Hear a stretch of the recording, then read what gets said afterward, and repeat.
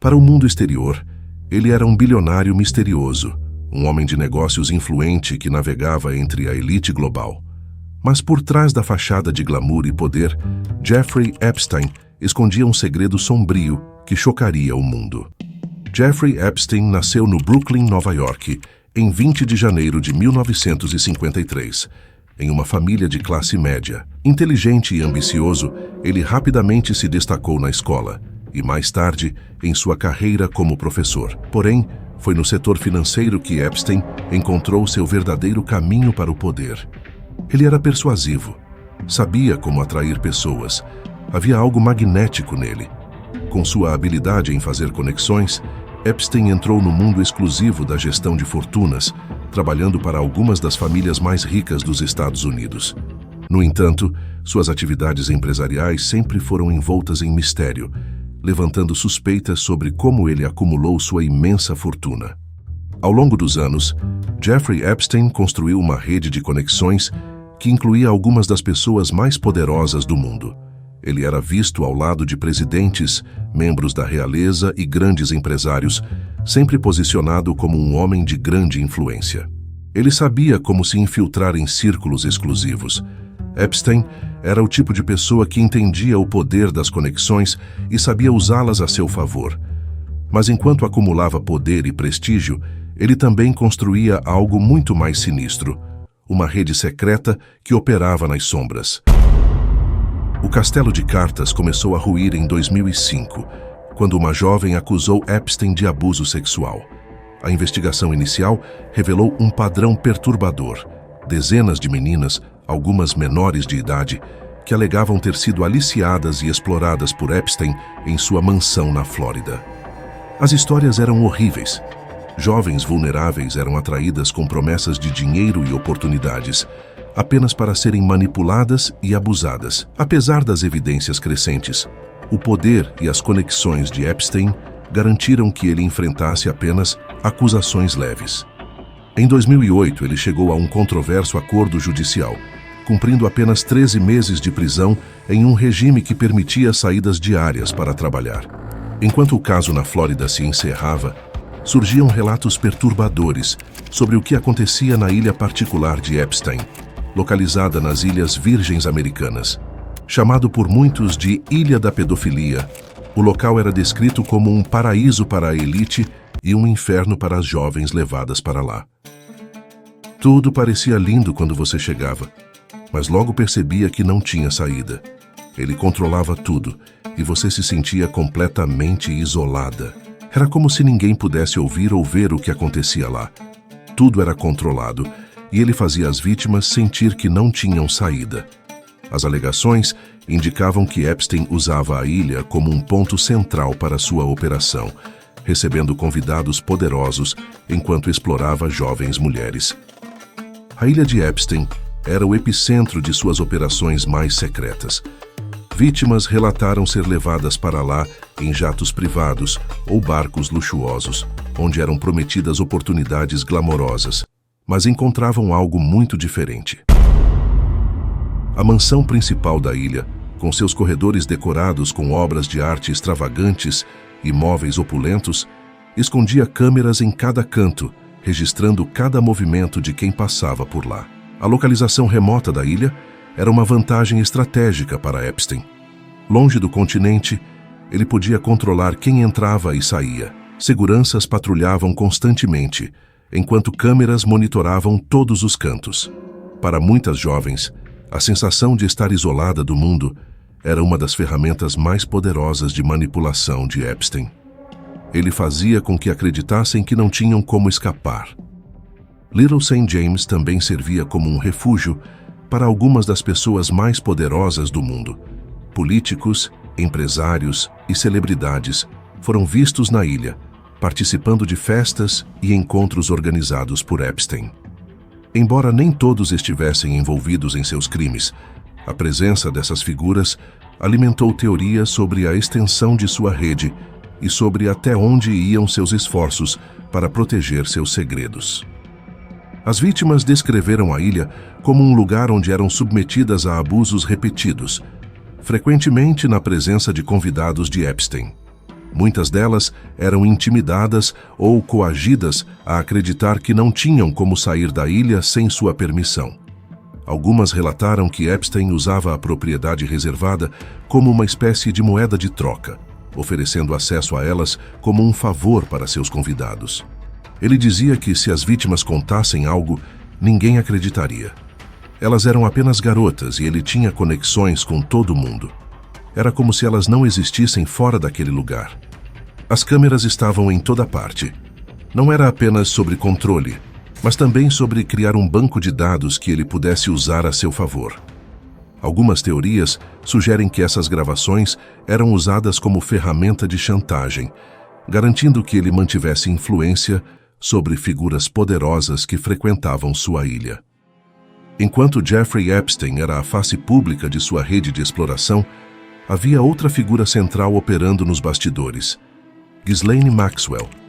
Filha do magnata britânico Robert Maxwell, ela foi mais do que uma companheira de Epstein.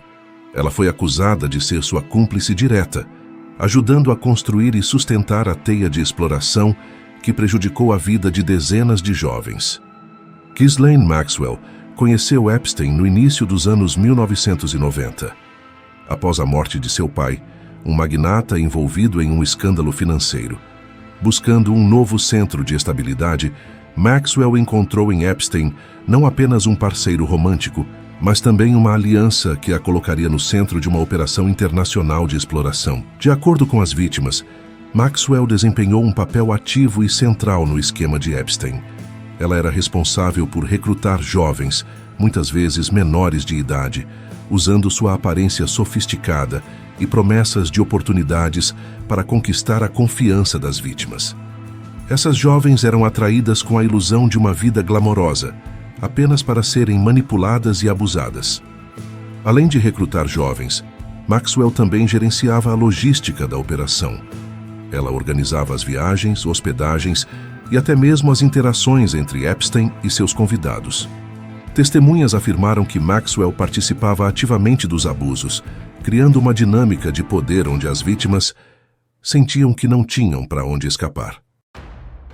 14 anos após as primeiras denúncias, Jeffrey Epstein novamente enfrentava as consequências de suas ações. Em 2019, um novo capítulo começou a ser escrito, impulsionado pela coragem das sobreviventes e pela força do movimento Me Too. A reabertura do caso não apenas trouxe à tona novas acusações, mas também revelou o alcance impressionante de sua rede de exploração e os esforços para protegê-lo. O renascimento do caso começou em 2018, quando o Miami Herald publicou uma série investigativa intitulada Perversion of Justice. A reportagem, liderada pela jornalista Julie K. Brown, expôs os detalhes do acordo controverso de 2008, apontando falhas no sistema judicial e dando voz a dezenas de mulheres que haviam sido silenciadas. A investigação do Miami Herald foi um catalisador, gerando indignação pública e pressão para que o caso fosse reaberto. Pela primeira vez em anos, parecia que a justiça estava ao alcance. O movimento Me Too, que havia ganhado força em 2017, desempenhou um papel crucial na reabertura do caso. O apoio coletivo permitiu que sobreviventes de Epstein quebrassem o silêncio e encontrassem coragem para compartilhar suas histórias. O público finalmente começou a compreender a magnitude dos crimes e a extensão do sistema que o protegia. Em julho de 2019, Jeffrey Epstein foi preso novamente, desta vez enfrentando acusações federais de tráfico sexual de menores. A prisão ocorreu após uma investigação detalhada liderada pela Promotoria Federal do Distrito Sul de Nova York, que acumulou provas contundentes, incluindo registros financeiros, depoimentos de sobreviventes e evidências encontradas em sua mansão. Entre os itens apreendidos estavam fotos de meninas menores de idade, documentos que sugeriam pagamentos feitos a vítimas e livros que detalhavam práticas de manipulação e exploração. A prisão de Epstein foi um marco, mas também gerou questionamentos sobre como ele conseguiu operar por tanto tempo. O caso levantou debates sobre privilégio, poder e a falha de instituições em proteger os mais vulneráveis. A mídia, antes relutante em expor a extensão dos crimes de Epstein, agora dedicava cobertura diária ao caso. Durante as audiências iniciais, Epstein tentou obter fiança, alegando que não era uma ameaça à sociedade. Mas o juiz negou, citando a gravidade das acusações e o risco de fuga. Pela primeira vez, parecia que Epstein não poderia usar sua riqueza e conexões para escapar da justiça. À medida que mais evidências surgiam, os investigadores começaram a identificar pessoas que frequentavam as propriedades de Epstein ou estavam envolvidas em seu círculo social. Nomes poderosos apareceram. Embora nem todos os nomes ligados a Epstein sejam cúmplices de seus crimes, o simples fato de frequentarem sua ilha ou participarem de seu círculo social levantou questões importantes. Como alguém com tantas acusações conseguiu operar por tanto tempo? Quem sabia o que realmente acontecia e escolheu ficar em silêncio? Entre os nomes mais controversos está o do ex-presidente Bill Clinton. Registros de voo mostram que ele viajou várias vezes no jato particular de Epstein, conhecido como Lolita Express. Clinton sempre negou ter ido à ilha de Epstein ou estar envolvido em atividades ilegais. Contudo, as conexões entre os dois continuam sendo questionadas até hoje. Outro nome que gerou debate foi o de Donald Trump. Antes de se tornar presidente, Trump frequentava festas onde Epstein também estava presente. Embora Trump tenha afirmado que cortou relações com Epstein anos antes das acusações, fotos e vídeos mostram os dois juntos em eventos nos anos 1990. Mas foi o príncipe Andrew quem enfrentou as consequências mais graves. Acusado por uma das vítimas de Epstein, Andrew foi afastado de suas funções na família real britânica. Embora ele negue as acusações, a repercussão prejudicou irreparavelmente sua reputação. Cerca de um mês depois de sua prisão, em 10 de agosto de 2019, Jeffrey Epstein foi encontrado morto em sua cela no Metropolitan Correctional Center, em Nova York. As autoridades declararam a morte como suicídio, mas as circunstâncias levantaram suspeitas e teorias de conspiração. As falhas de segurança no dia da morte de Jeffrey foram tão graves que é difícil não questionar o que realmente aconteceu. As câmeras não gravaram o momento da morte por uma falha no sistema. Os guardas não viram nada, e até mesmo agentes públicos colocam em xeque a versão de que Epstein tenha tirado a própria vida.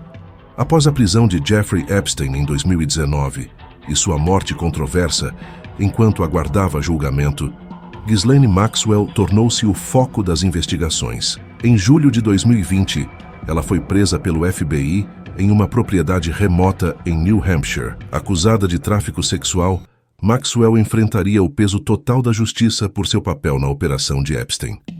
Durante seu julgamento em 2021, várias sobreviventes testemunharam, descrevendo como Maxwell as recrutou e facilitou os abusos. O testemunho delas foi devastador, pintando um retrato claro de uma mulher que não apenas ajudava Epstein, mas também era uma participante ativa nos crimes. Em dezembro de 2021, Ghislaine Maxwell foi condenada por tráfico sexual de menores e conspiração. Sentenciada a 20 anos de prisão, sua condenação foi vista como uma vitória tardia para as vítimas, mas também levantou questões sobre outras pessoas poderosas que poderiam estar envolvidas no esquema de Epstein. Embora Jeffrey Epstein nunca tenha enfrentado plenamente as consequências de seus atos, o movimento iniciado por suas sobreviventes continua. Sua coragem em expor a verdade é um lembrete poderoso de que, mesmo nas trevas, há esperança de justiça. O caso Epstein é mais do que uma história de poder e privilégio. É um chamado para que a sociedade nunca mais permita que algo assim aconteça.